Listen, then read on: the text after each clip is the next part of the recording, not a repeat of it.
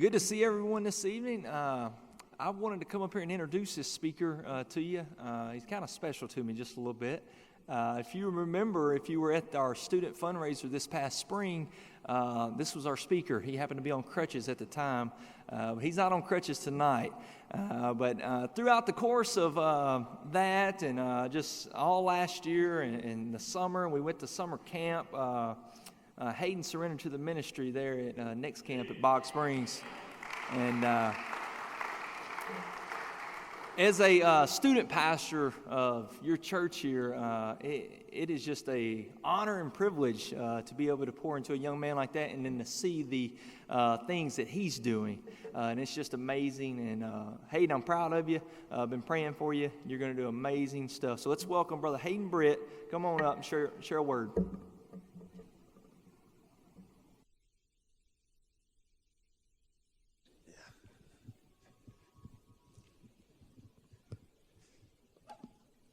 What is up, guys? How is everyone? I'm not on crutches, but I'm still limping because I went hard in basketball the other day, and this is what I get for doing that. So I want to start off by saying just thanks for letting me come back and speak to you guys again. I really loved it the first time, and surrendering to the ministry was probably one of the best things I've ever done in my life ever, and I'm very thankful for that. You can't hear me? How about now? I'll just hold it like this. But anyways, yeah, thanks for... Oh, Caleb's coming. Is it too low? Oh, thank you. Caleb, everybody. All right, if you will, with me, turn to 1 Samuel 17, verse 37.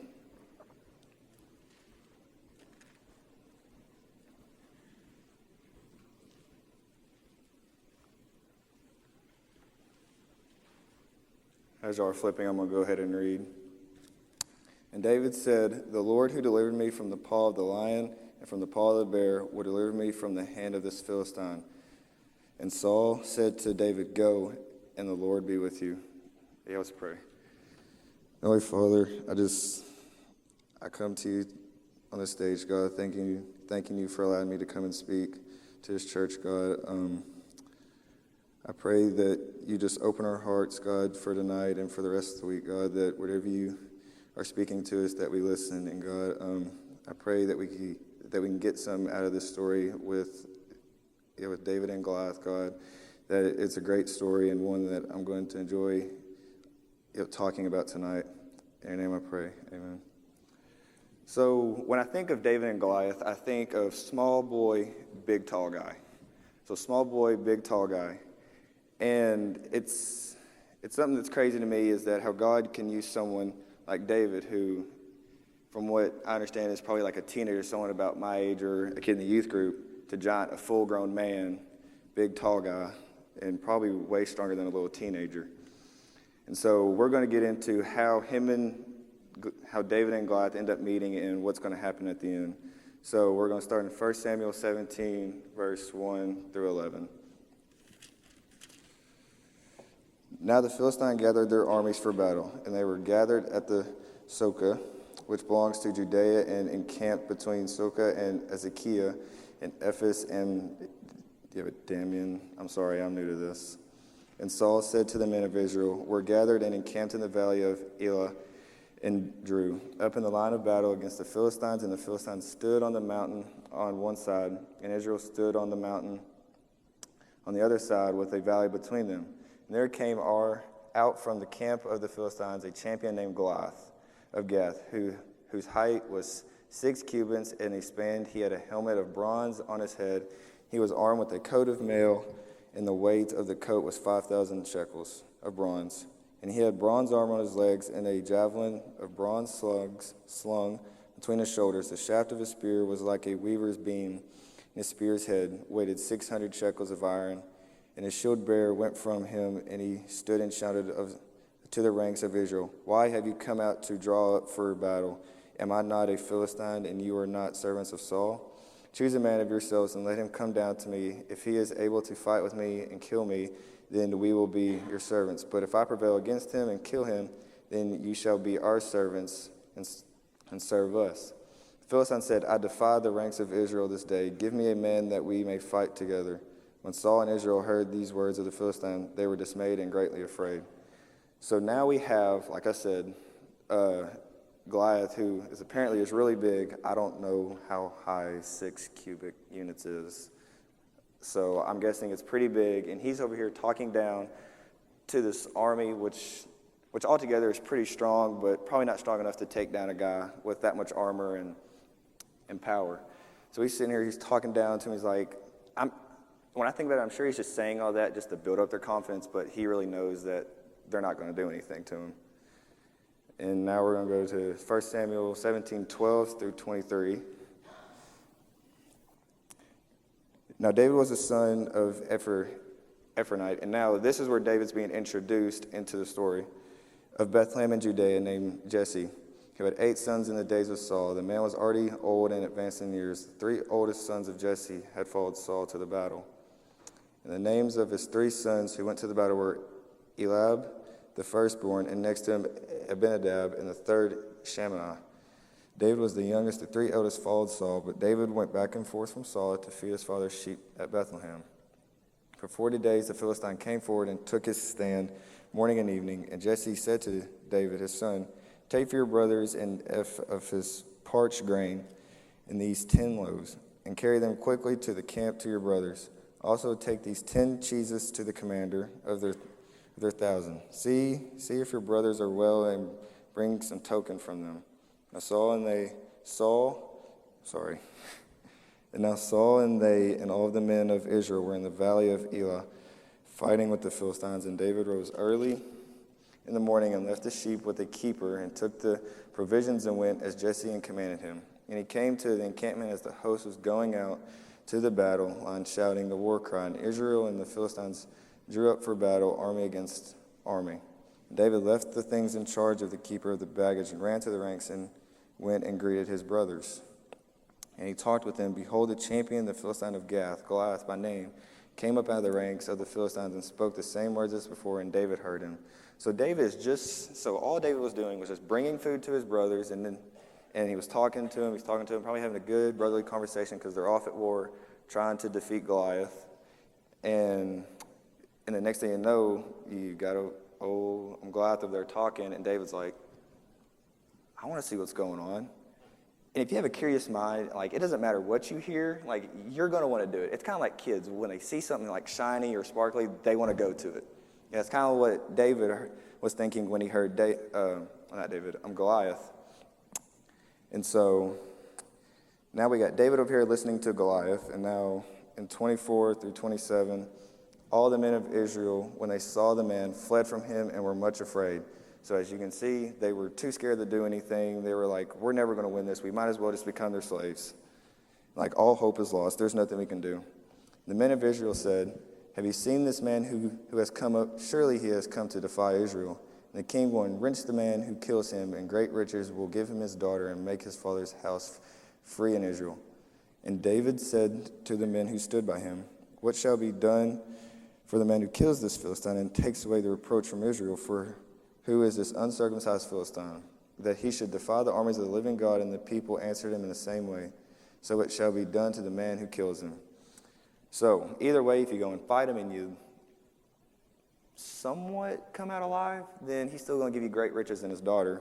Or you could take the positive way out and just go kill him so you can have all your limbs and some of your pride left and still have riches and his daughter, which I'm sure none of them are like, not worth it. Money, daughter, not happening. I like my life way too much to be risking it for that. And now 28 through 30, this is where, starting here, it's probably going to be my favorite part because y'all find out. Now Eliab, his eldest brother, heard when he spoke to the men, and Eliab's anger was kindled against David. And he said, why have you come down, and with whom have you left those few sheep in the wilderness? I know your presumption and the evil of your heart, for you have come down to see the battle. And David said, what have I done now? Like, he's just like, dude, all I wanted to see was what this guy was saying. Why are you hating on me? Like, really? And if you have siblings, then I guess you can feel for David. Like, I mean, it's kind of like I'm going to call out my brother here just because I love him. And so it's just like whenever, like, I'll just go and check on Garrett because he'll be in his room playing Fortnite or whatever he's doing, and I'll go in. I won't even say a thing. He'll look at me. I can see, like, he's kind of angry. He's like, what are you doing here? Like, just leave me alone.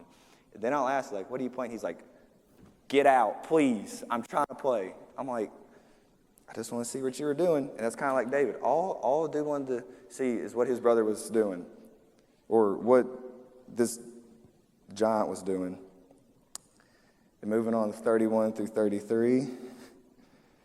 When the words that David spoke were heard, they repeated them before Saul, and he sent for him. And David said to Saul, let no man's heart fail because of him. Your servant will go and fight with this Philistine. And Saul said to David, you are not able to go against this Philistine to fight with him, for you are but a youth.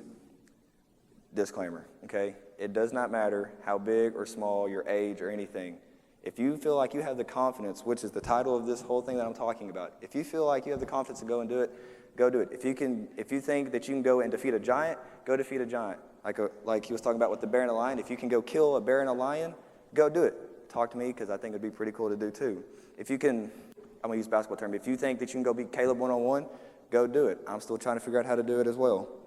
So please, if you had the confidence to go do anything, come talk to me or anybody. They would love to hear it. Going in, I also want to go to Romans 8:31. Yes, let's put that on the screen real quick. Just, y'all don't have to turn there. You can if you want. If you want to give your fingers a workout. Great, now I lost it. Never mind.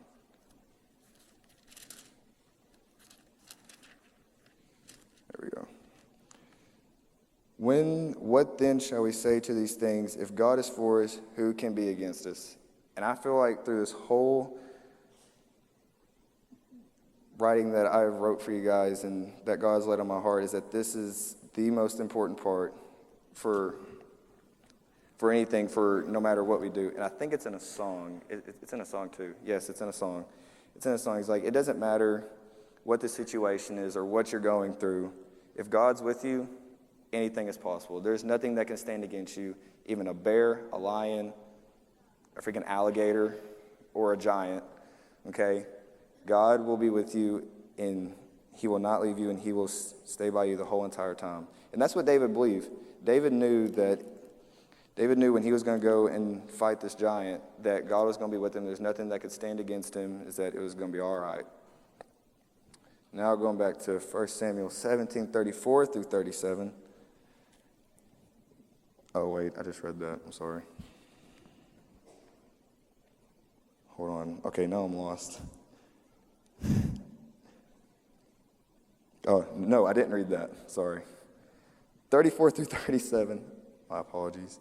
But David said to Saul, your servant used to keep sheep for his father, and when there came a lion or a bear and took a lamb from the flock, I went after him and struck him and delivered it out of his mouth.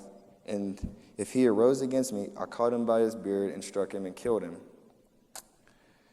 Your servant has struck down both lions and bears, and his uncircumcised Philistine shall be like one of them.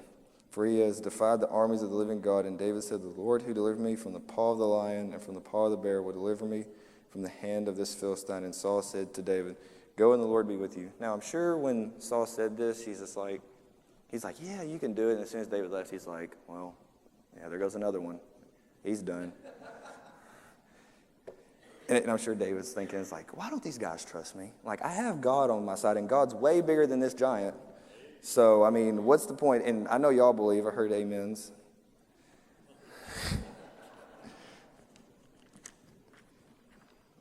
(38 through 40).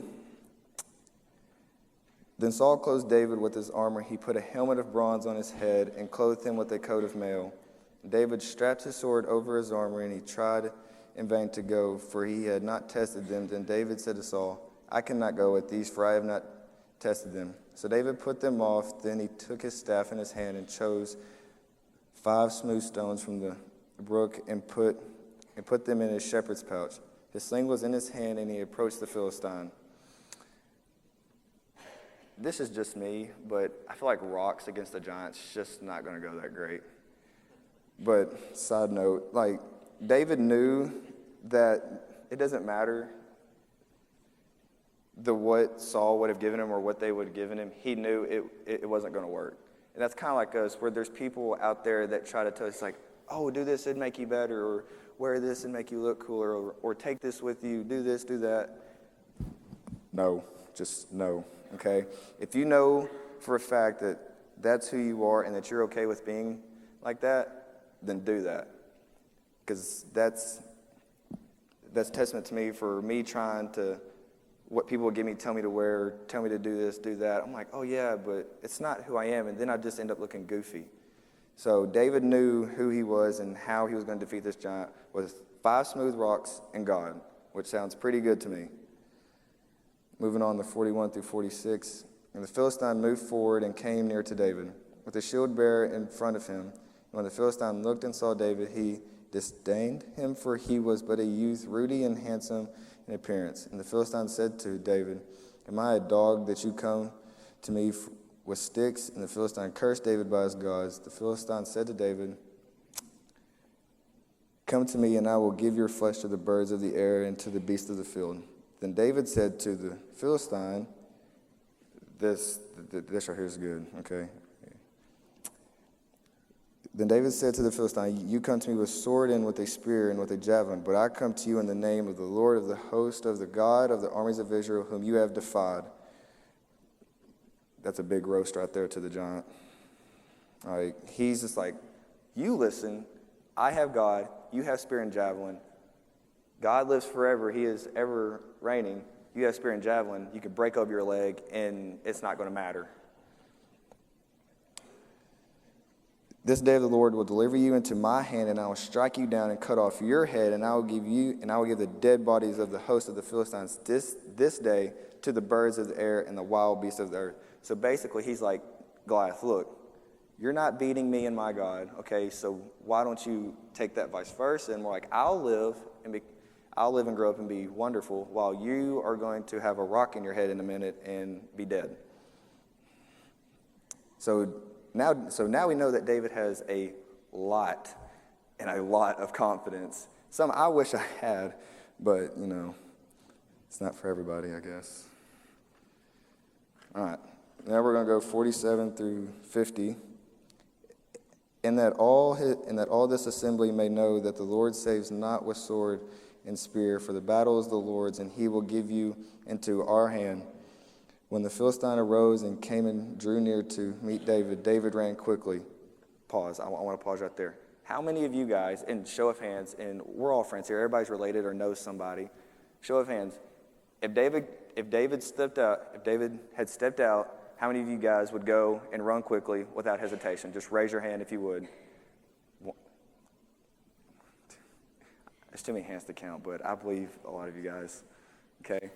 So most of us, like normal people, I'm not saying that the ones who raise their hand are not normal, just this is me, okay, have the common sense not to run towards a giant who has a spear and a javelin and is probably going to kill you when all you have is rocks. Right. But you have something way greater than a javelin, a spear, and 5 rocks. God. You have God. And David put his hand in his bag and took out a stone. He has 5 rocks, and he took out 1. Don't know why he didn't take out the other 4. And slung it and struck the Philistine on his forehead. The stone sank into his forehead and fell on his face to the ground. So David prevailed over the Philistine with a sling and with a stone, and struck the Philistine and killed him. There was no sword in the hand of David. That's where I'm going to end, but I want to talk just for a minute about this. David had the unbelievable courage and confidence, knowing that he could take rocks, which he knew the rocks was just, I'm sure he was probably just trying to intimidate Goliath, but he knew that God was going to take down this giant either way. So, and the fact that he just ran and he took rocks. I would never in my life take a rock to a sword fight. Never. You're not going to be like, hey, Hayden, I want you to go over to Goliath, sling this rock, and hopefully he dies. No, give me a sword, and maybe I can defeat this guy. Okay, but God was with David the whole time, and God's like, David, look. And there's another verse I want to look at 1 Samuel 16:7. It's going to go into what I'm about to say. Everyone's fingers are going to be nice and strong after all these page flipping. Y'all can thank me for that later. But the Lord said to Samuel, "Do not look on his appearance or on the height of his stature, because I have rejected him, for the Lord sees not as man sees, but man looks on the outward appearance, but the Lord looks on the heart." God saw something on David's heart that he knew that probably no one else obviously saw, and the armies and his brother didn't see. But God saw on his heart that that he could use him, and that David was confident, because, he was confident. He just killed a bear and a lion with his bare hands. So he was already confident about it, and David, without hesitation, like we just read, ran quickly over, and just the word I like to use for it, and some of you guys may laugh at me, but smited this giant, which is just amazing that there's crazy ways that God can use all of us in life, whether it's different things, whether he's asking you to go defeat a giant or to go share Jesus with somebody or invite someone to church. He wants us to do it with full confidence and not have to have second thoughts about it.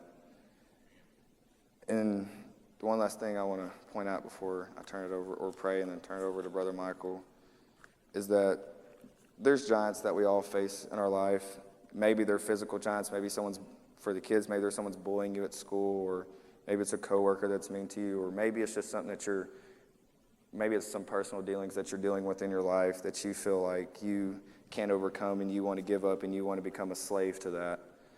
Almost like Goliath and the Philistines were wanting for the Israelites. They wanted them to give up and to be their slaves. And so I feel like there's different things that we can give up on and become slaves to it, but that's not who we are. That's not who God wants us to be. And I know that from my life, there are things that I've done and that I obviously can't take back, that I've become slaves to, and that I felt like I didn't have the confidence to step up and say, "No more. I can't be doing this anymore," and not asking God, the big God, over something that small, to come and give me confidence to say, "No more, I'm not doing any of this." And it's a relieving moment knowing that God is bigger than all of our problems. He can take every problem.